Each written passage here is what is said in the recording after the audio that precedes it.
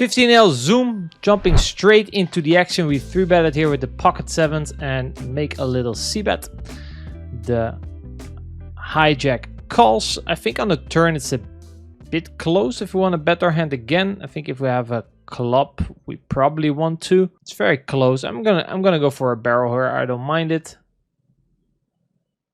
And on a jack, we're definitely going to be ripping it in. And this is like one of the reasons why you want to add a couple of these lower pairs to your barreling region. That, for example, when the jack, which is a very good card for me, completes, I'll have very little bluffs in my perceived range, because a lot of players, they will kind of miss these type of barrels. Here with the queen 8, my opponent c-bets half pot. Now snap checks the turn. I think my opponent is a recreational player. Probably just checking the river again. And he gives up, which is good news for us. But yeah, on the turn, your pocket sevens is probably one of the lowest pairs that we're going to have in these positions.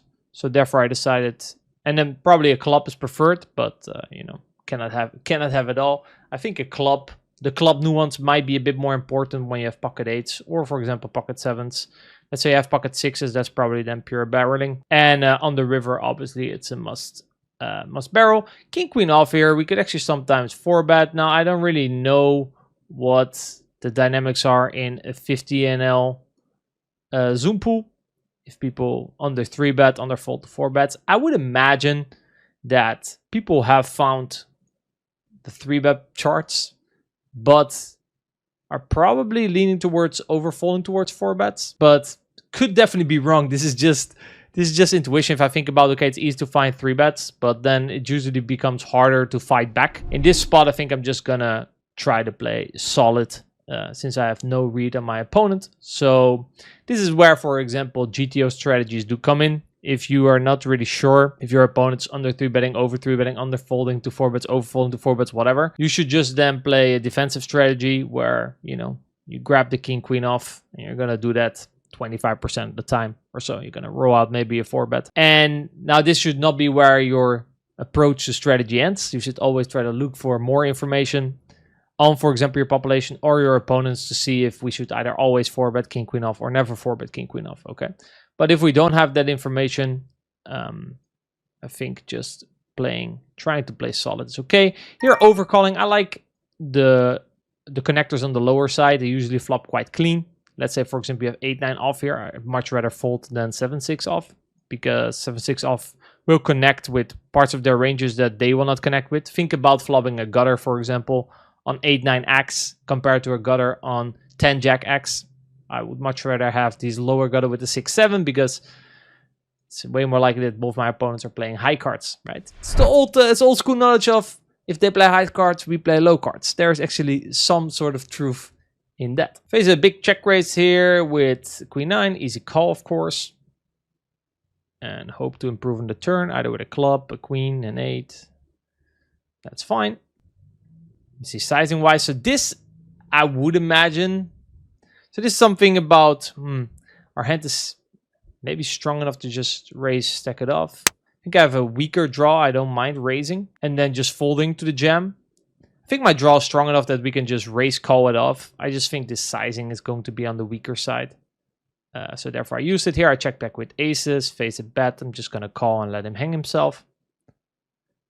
Definitely raising the river here. I think this is, I wanted to also focus a little bit on the differences between 50NL and, for example, higher stakes. So there's one thing for sure that I think people are just going to give away way more information with timing, sizing, and people in general are going to be less deceptive. Right? This guy thinks I'm a clown. Well, why don't you call me my friend? People are going to be less deceptive. So meaning that a check is weak and a bet is strong, so to speak. And therefore, for example, that small bet's probably going to be very much weighted towards a weaker hand. Or at least, you know, that's just my general idea that I have. Now, there's various adjustments we can make in strategy to take advantage of that. The fact that people give away information. Hopefully some spots will come up. But yeah, I think they will give away information. They will be less deceptive. They will probably be, I think, overfolding in certain lines and underfolding in other lines. I think underfolding specifically in terms of being capable of making big folds. Probably people will overestimate their sort of absolute hand strength a bit too much. And I definitely think there will be many spots like the bluffing. So if you look at a solver or if you look at higher stakes, the bluffing, sure, there's going to be bluffing differences, right? Between lines, between certain spots. Certain spots are just naturally harder to be under bluffing or over bluffing. I think it's easy to say that 15L is under bluffing or the lower stakes we get, which I do think is true on average. The lower stakes you get, the more people become risk averse, so they fold more and bluff less. But I think there's a bigger difference between certain lines, like the lines that were sensitive to being under bluffed now get massively under bluffed. And the lines that were sensitive to getting overbluffed probably still get overbluffed quite a lot. But I definitely think if you know how to fold, especially when pots become big and people say that they have a very strong hand, being able to kind of dodge those bullets, I think definitely is a skill you should have at these lower stakes. It's the skill of avoiding what is strong, striking at what is weak. All right, it's a philosophy from The Art of War. Great book if you haven't read it. I'm gonna go for a fold here. The guy opens 3x. I don't know who this guy is, but on average, bigger opens tend to be stronger if it's a recreational. Again, here we go with the transparency and not being very deceptive. Big is strong, small is quote quote weak. This hand we're going to be in here either by calling or 3-betting. I'm going to go for a call this time. We do flop some sort of backdoor something. I think starting with a bet is okay. Going to go for half pot here. I think 1/3 is also completely fine, but it's a board that I don't want to really be betting a lot of medium hands. I'm gonna bet more like king queen plus, so I'm gonna have a lower betting frequency, and then I will use a bigger sizing. Now in multi-way pots you usually don't have to go very big. Let's say this was heads up, I might have bet at 3/4, but multi-way half pot I think then is fine. You could also just bet 1/3. It's also completely fine. Ace 5. I think we can overbet. We can check. I'm gonna go for an overbet here. It's a bit loose, but just in general, it's a very good board for me. Definitely will continue barreling here. I think that is probably also fine. It's just gonna be a lot of. The queen is just a very good card for me. Let's say he has a 6, 7s, 8s, 9s with a diamond or something. You know, he's just in a very tough spot. Either now or in the future. Let's say a king or jack rolls off. He's pretty fucked, of course, range-wise. So I think this is a bit out of line, but fine. Here we isolated what I think is recreational player. Check called flop, check turn. I'm gonna check the turn and see how fast and big he bets on the river. Okay, snap checks. That makes me feel like he's very much ready to high cards. We can either then bet small or overbet. I'm gonna go for the overbet here. And he snap folds. This is kind of what we talked about with giving away information. The snap check there, I feel like if he has some sort of hand, you know, he probably wants to think about it. So I say that this range there is very overcard heavy. And with that information, we can adjust our strategy. I decided then to go for an overbet, which I will do very bluff heavy. And then if I have a value hand, I would probably size down. Just because of the way his range now looks. So this is definitely a tip for me when you play lower stakes. Pay a lot of attention. Really be mainly just focused on, okay, what does this guy have, given the information that he gives away. Now, obviously, you know, within the pool, I'm sure there's better players and there's worse players. First, the better players, you know, the opportunities that you can try to play your solid game plan. But first, the majority, you want to play as exploitatively as possible. And really try to think like, okay, what does this mean, right? What do his actions mean? What does this say about his range? And therefore, what is the consequence to our strategy? We go for a 3-bet here with the ace jack versus what I think is a recreational player. Get a call from the small blind and a lead. I would probably have not c-betted because I feel like the cold calls either broadways or lower pairs. So then I think on the turn, he's basically going to tell me what he has. Not a small lead, I'm not really sure, but you know, we get priced in, so I'm going to call. So again, we talked about the information that we give away. I think going for a delayed c-bet here, for example, is very good. For that reason, if you think about this, how his range looks. The turn, I'm actually going to fold, cold call, small blind, lead, flop, barrel turn, 3 high Broadway. I think just folding here is good. Also, if you think about, you know, possible we could maybe, you know, turn a hand to a bluff or something, but again, We talked, I think there was a print that I talked about earlier, like underfolding mainly like absolute strong hands in big pots like that, you know, king, queen or something. I expect not to happen often enough. So, and if I feel like in a spot like that, the fact that he has a leading range just makes, I think, his checking range even weaker. And it doesn't mean that his leading range per se is weak, especially not on a king 10x type of board. Here, I think I'm just gonna fold straight away. The 9 is very bad. King, queen, queen 8, etc. So, gonna go for a 3-bet here with the kings. Definitely going to call a 3-bet here with the ace 9. Definitely going to call the flop and reevaluate on the turn. Probably betting.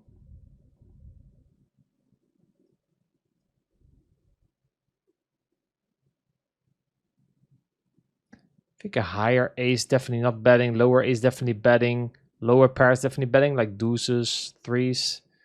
This one I'm just not 100% sure. I do feel like bet check call is just going to be very nines, tens, jacks, queens oriented. The runout's actually pretty good for me as well in terms of that I sometimes now improve to pocket fives, 7-8 suited if I did float that. But yeah, if we talk about like people are going to overfold, I think in a spot like that, and that's simply because that turn check calling range, I think is just going to be, again, the transparency. Well, what it looks like is going to have nines, tens, jacks, queens. Maybe he has like a king jack or a king 10 that he decided to 3-bet. And he's probably going to, if you look at the GTO solution there, he probably has to hero call jacks that block the king jack suited, some queens. I would say on average, what I would know of lower stakes. And in general, like I said, the trend that you see when you go lower, that people in general are more risk averse and do more folding. Also, we did block the strongest hands that he can have. Like I said, I think if you have a low ace 4 suited or something, or ace 7 suited, for sure a bet in theory. This 6, I can actually donk bet this. I think it's good enough. I'm actually going to do it. Definitely okay, I think, to have a donking range here on this board. And I think now on the turn versus recreational, I think just checking and seeing what develops is probably best. He bets, definitely have to call one. Yeah, the king jack, we flop pretty good. We're a bit deeper. If we weren't deeper, I would definitely play maybe a big bet check here. I wouldn't have mind that, but right now it's easy call. 9 is very bad. It improves his bluffs. 9-7, 10-7, 9-10. We turned royal flush. So I think this could be a spot where people are going to be overcalling the turn, actually. I wouldn't have mind sizing up as well, but I decided to just follow quote GTO. Okay, now we have to think about the best line of action. I would say check raise is probably the best line of action. We lose some value from hero calls, but I don't think he's ever going to raise a queen. I definitely think he's going to bet a queen. And we could also induce a bluff from like ace jack with the ace of hearts. We lose some value from, for example, jacks, but we do block that. And let's say he has a lower flush. Let's say it's 5-4 and we just bet. He probably just snap calls. But we want to get all the money. So I think it's important here to go for the check raise. Just trying to stack queen X or better. So there's a lot of hands here in his range that he's always going to call and not going to raise. Whereas if we check, he could now bet them and then call the check raise. And you know, if he has a boat, it's a cooler. Yeah, like first this hand doesn't really matter. That's unfortunate. I hope he would show up with like, let's say a low flush or something.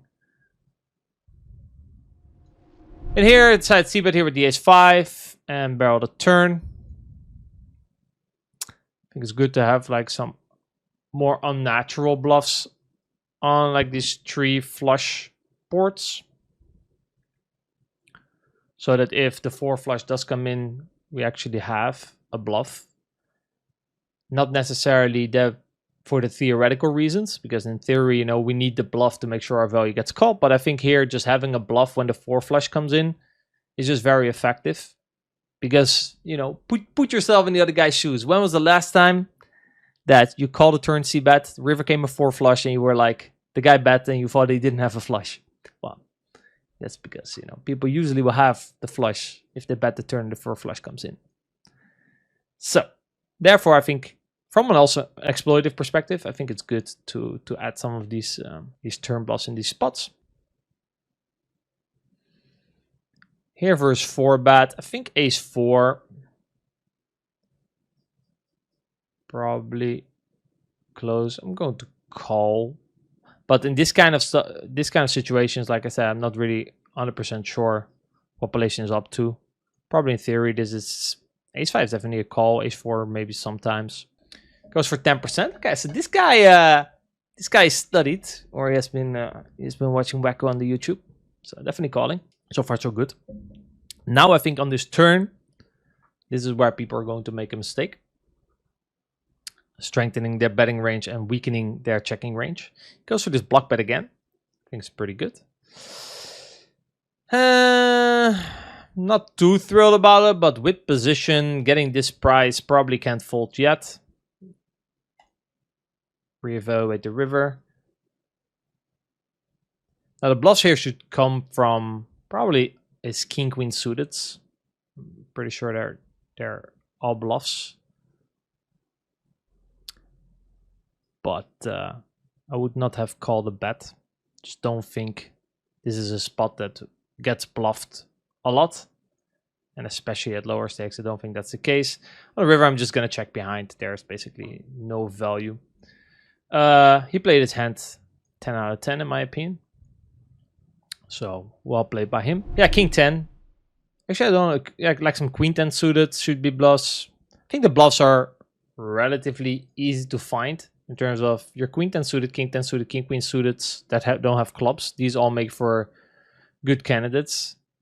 The only problem is that people on ace high boards, when everything breaks, it's not really the situation that people are very happy bluffing, because I quite often have an ace. And like I said, I think these kind of things get magnified at lower stakes. Could dunk this, but this hand is probably never a dunk in theory. And when I say good dunk this, I mean this board, but this is probably not really a thing. I do think when he checks back, I'm going to do something exploitative and just bet. I think betting half pot's probably good, just as an overall strategy. And I think on average, we should be getting more folds than theory, I would say here. And we now actually bing something. I'm just going to bet sort of my hand. Definitely want to have another block in my strategy, but I don't think king 10 is really a hand that wants to block. I think your block bet should be more reserved for the hands that simply cannot bet for this sizing, and hands that want to come over the top. So my approach in a spot like this in the beginning would be not to play GTO, but to go with my assumption that on average checks will be weaker and bets will be stronger. And then readjust, and then basically adjust from there. Here with the king eight, I think we can do both. Both options I think are fine. Versus a bet small, I'm going to call. Probably call twice. I do think my king high has some showdown value. There's queen 8, jack 8, jack 10, stuff like that. And if he does have king 10, that's a bit unfortunate. But definitely think we can call again. We could maybe dunk bet some rivers. I don't think a 4 is really a river that I want to dunk. Let's draw a 4-bet here versus this guy. Seems to be irregular. Okay, now things about quite a long time. This is pretty interesting. Okay, that was my one of my only concerns. So let's start with a 10% here. So this is, for example, something that I think on a higher stakes you would not really see. People probably will take their ace 10 to showdown a bit more often. Definitely going to be barreling here on the turn. And then betting again if the club doesn't hit. I think that's overall good strategy. Here I'm going to go for see, 25, 30. Gonna go for check raise here first recreational. A bit on the bigger side. I think this board is a bit more sensitive to inelasticity, meaning that you will just have a lot of king 10s, 9 10s, ace 10 suited, queen x, etc. Some king jack, some ace jack that probably not really going to fold if I make it 9 or 15. And I think if I go 15 here, there's a lot of turns. Let's say the turn is the 9 of hearts or the 10 of hearts. Or I basically now created a stack to pot ratio where I can just jam. Whereas if you go check raise to like 9, probably on an 8 or a 9, you know, you have to play your hand a little bit careful. So I think not check raising big on the flop on a lot of turns will decrease your EV. And you can kind of increase your EV by looking ahead and trying to prevent that scenarios from happening by check raising bigger. Now also, as soon as we start check raising bigger, he should probably do way more folding. And I think on average, a recreational in that spot will be over calling his queen x, his draws. Here at ace king, easy decision. Just gonna rip it in. And he has aces. We need a lot of hearts dealer. Give us hearts. That's one heart, but that's not enough. Queen. No, Iggy can have it. GG Iggy. Here's a caller from the small blind. Gonna check back here with king 5. Don't really want to get check raised and blow up the pot. I will have to call twice, but I think just checking back and letting him do something stupid is probably better. He thought about it for a little while, then came out with a half pot. Easy call. Decided to call. We're at the pocket 9s. We're a bit deeper. He now snap checks back. I'm going to read this as a sign of weakness and just bet the strength of my hand. And I think this guy's also... So, this guy's either very weak or he's afraid of the flush. If I didn't have a 5, I'd probably lean towards betting smaller, but I think with a 5, make it less likely that he has just some random 5x.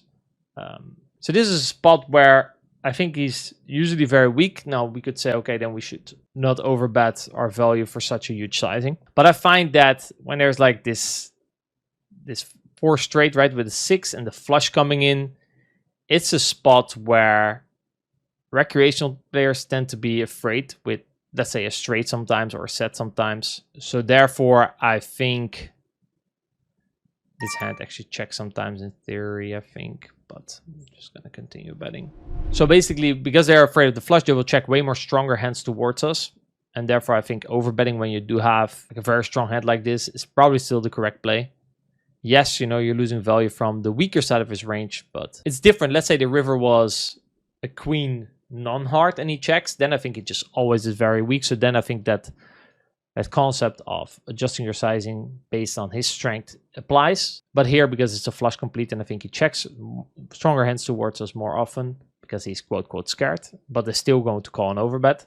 I think an overbet is better. Go for the 3-bet here, but nice. This time the other time I think we're like 170 big blinds deep or something. Here facing a check back. Again, I'm just going to use my strategy of doing a lot of probing. Half pot. And similar sort of hand strength as last time, I would say. So I'm just going to go again for like a 3/4 sizing. And here... Gonna go for a small bet here on this ace king king texture, which I think hits me pretty well. And probably it's very close. I think if I have 8s or 7s should definitely barrel, but I don't really gonna have that a lot. Fuck it. Let's try out the barrel. But this may be overdoing it a little bit. And get the fold there with the pocket 10s. This guy thinks about it for a very long time. And he throws something at my head. I'll give him the fireworks back.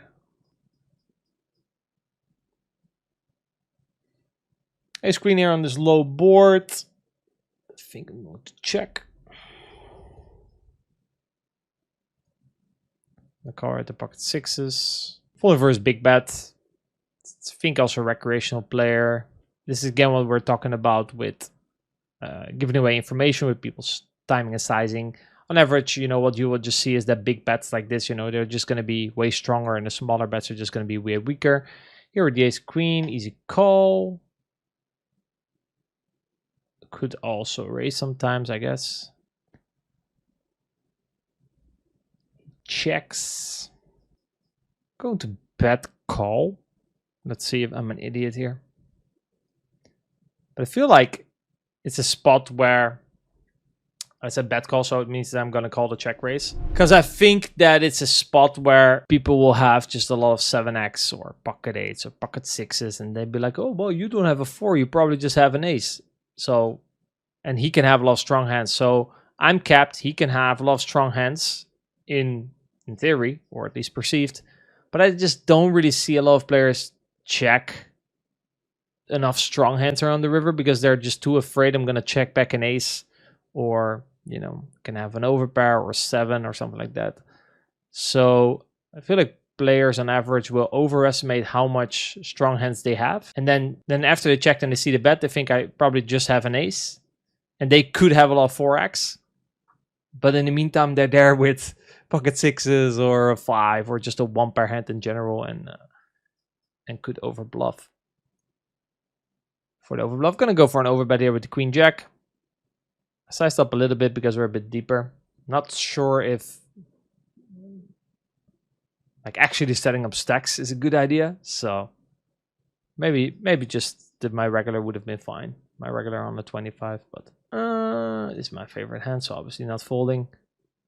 Guys, remember, you need a favorite hand. 5-4 suited. Come on, make the 4 bet. We're happily calling. This one.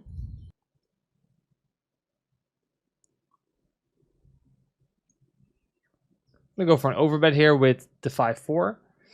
And forced to probably range check here on a queen if I think about the hands that I want to be overbetting. It's mainly going to be driven around kings and 6-7. So yeah.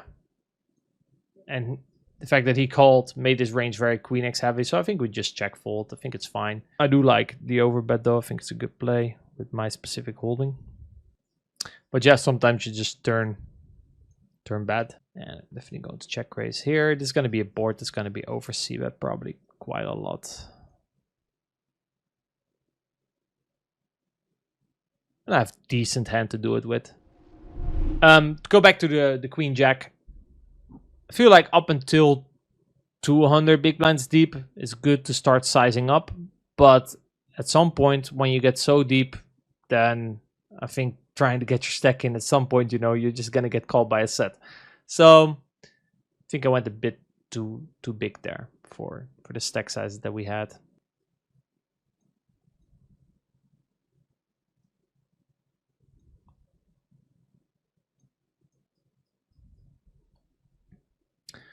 Here facing a check back, I'm going to continue my model of thinking that most players are not going to be protective enough, and he snap checks. So that probably confirms something. The checker with the king 10 and going to call the river. He did size up a bit, which is a bit concerning, and he bet it very big. But you know, we still didn't. If he would have overbetted or something, I would have folded. But yeah.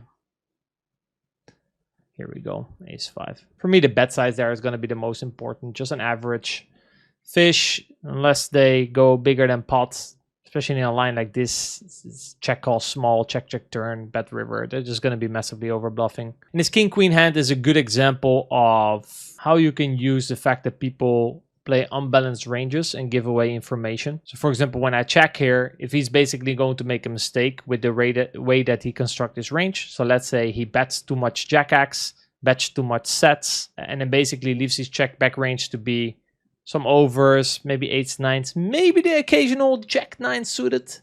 You know, if that's going to be his range, then suddenly we can apply a lot of pressure. If you would c-bet, we would not really get this information from his range. Basically, by checking a lot, this allows us to give him the chance to let us know what he has. Here, I think, versus this line, check all check, he snap checked the river. I think his range is very much weighted towards a 5 or a 7 Just going to make a half pot bet and expect a snap fold. Again, the information given away made this a very easy small bet for us. Whereas if he thinks about it a little bit more, you know, he can have more strong hands in his range. So there's definitely a spot where we should be massively over bluffing, and we can get a snap fold just like with the king queen. And if you know players are giving away this type of information, let's say for example my hand on a turn could sometimes barrel. All right. How does the fact that they give away this information influence our strategies? Well, the EV of check goes up. So on the turn, if you have a hand that could barrel, but if you think on the river, he's going to literally just tell you what he has, either with his sizing or the way he constructs his range, or in this case with timing, the EV of check just massively goes up on the turn. Now, obviously, if you would consult the solver, it shows you the GTO strategy on the turn, which takes into consideration that the EV of check check is based on the fact that he's going to play an optimal probing strategy on the river, an optimal face bet check bet strategy, which, you know, if that's not the case, then basically you get more EV by getting in the line where the information is being given away. So you can adjust your strategy by getting in the line where your opponent reviews the strength of his hands more often. That's then where the EV gain is taking place. And we could even take this concept even further. If we know he has a tendency to tell you what he has, either with his sizing or due to his timing. If we're on the button, and you have king 6 offsuit, by all means go and open. Because the future street that you're going to play, you will have increased EV. Because you will have more information and therefore can make better decisions. It's what I like to call the ripple effect. So a future leak in your opponent's strategy will have direct consequences to the EV of hands that you play on earlier streets, including pre-flop. So the more information your opponent gives away, or in general, the more leaks that they have, even on later streets, the more hands we can play, either pre-flop or on the flop, to get to those streets where these leaks occur. Go for a big bet here with the king 9. This time not going too big, because we just had a little ramble about if we surpass the 200 big blind deep mark. He goes for a check min. No, this is not a check min raise. Just going to call and see what develops. He thinks about it. So the longer he thinks about it, the more I think he either has a very strong hand. Basically, I'm going to eliminate the medium part from his range. So if he would have checked, I would have definitely checked behind, because I think I'm actually sometimes winning versus jack 8, jack 9, or he has like a set or straight or something, you know, that he's trying to fast play. I'm just gonna fold the turn. I don't think our hand has a lot of implied odds when we hit our flush. Our flush, I don't think, is always good as well if the board pairs, for example. So we have reduced outs. There is a very small chance that he has a nut flush draw, which obviously wouldn't be great as well. But yeah, I think if he would have checked after that timing, I think it's definitely a mistake to bet. Because if he checks, you're trying to put a 10 or something in a tough spot, but I don't think he takes this long with a 10. So basically, the longer he waits on the turn, the more I think his check raise frequency goes up and his check fold frequency goes up. But his check call frequency definitely goes down. But, you know, he did check raise and overbet. So I think in general, it's mainly going to be the check raise that goes up. Here it is, jack. Probably going to lean towards a check raise. He did go half pot though, which is a little bit concerning. Okay. This half pot is throwing me off a little bit. Normally I would check raise, but I'm just gonna make a nitty fold. Let's continue on the general theme, right? That bigger bets are going to be stronger. But normally my play there would be to check raise, I think. Here, he's a bit big on this board. I picked up a straight draw, which is a bit unfortunate. I wish I didn't. People are going to be so massively under bluffing here, but I guess calling one is still a little sort of mandatory here with the 9. You know, you could have king 10, queen 10. I think if I had the 10, I would much rather prefer folding. Yeah, he had the queen 10. He gave the river, so that's, I guess, the only benefit. But this is kind of the problem, right? If this is like the best the best case scenario for us, okay, that he has an open-ender and or he has hands that has us beat, you know, we should probably just be folding the turn. Here we decide to overbet with the king 9 on the flop. A lot of overbet boards are coming along. It's not like I don't do this just for the sake of the video. It's just my strategy on all the textures that arrived. Go to check here on the turn. Snap checks the river. Now this is again a bit concerning. This is concerning in terms of the fact that we have very strong hands, which eliminates, I think, the strong hands that he has in his range. I'm just gonna go medium, but he probably has a jack or like a weak queen. Normally I would overbet here, but with that timing, I think he's just going to fold. So yeah, the ace 9, interesting. Let me know in comments down below what you guys think. I think folding is actually probably just okay, because like I said, king 10, queen 10, these are all open-enders.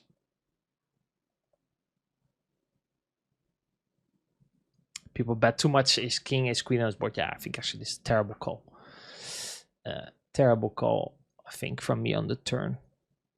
I mean, terrible is maybe a little bit too big of a word, but it's definitely a losing call, I think. You know, people probably don't have enough of the 8-9, the 8-10, maybe jack 9, jack 10. Definitely going to be in there as well, or at least in theory.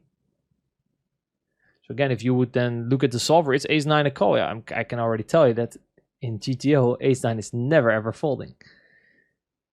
I can tell you that much. Why ace 9 is never folding, and that's due to the range that in position bets. Versus the GTO range, I would call, but versus the range of shoot a bunny, probably not. When check flop, check turn, ace king, definitely calling. Ace queen.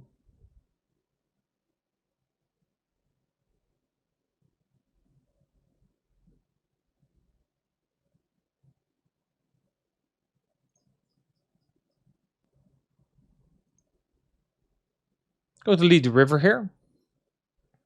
Some funky stuff going on. And I'm going to fold to a raise probably. Not really sure about my sizing. Could have maybe sized a little bit bigger. Yeah, the reason why I lead the river is I don't want him to just check back a 9, a 10, pocket 8s, pocket 6s, stuff like that. So basically, by betting this small, I'm kind of forcing him to call me with some of those hands. King Jack did get there, but he also has King Queen, Queen Jack. I think my hand's worth a little bit more money than the size that I bet at. Probably half pot would have been okay as well. And like I said, I was also maybe a little bit concerned that he might check back Queen Jack, King Queen. So basically, I'm just leading the river because I'm concerned that he's going to check back some hands that could potentially call a bet. This one's pretty interesting on the turn if he checks.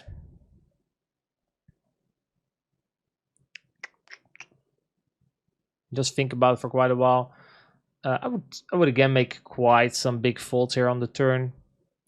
And if he checks, I would apply quite some pressure. Again, under the model of people probably show little deception and just bet too much of their strong hands and check too much of their weak hands.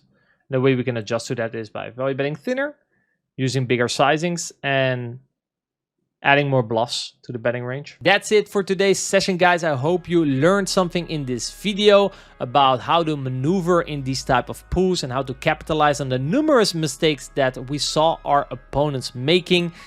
If it did help you in any way, then I would wish you guys to help me. Leave a like on this video, subscribe to the channel, and I will see you guys in the next one.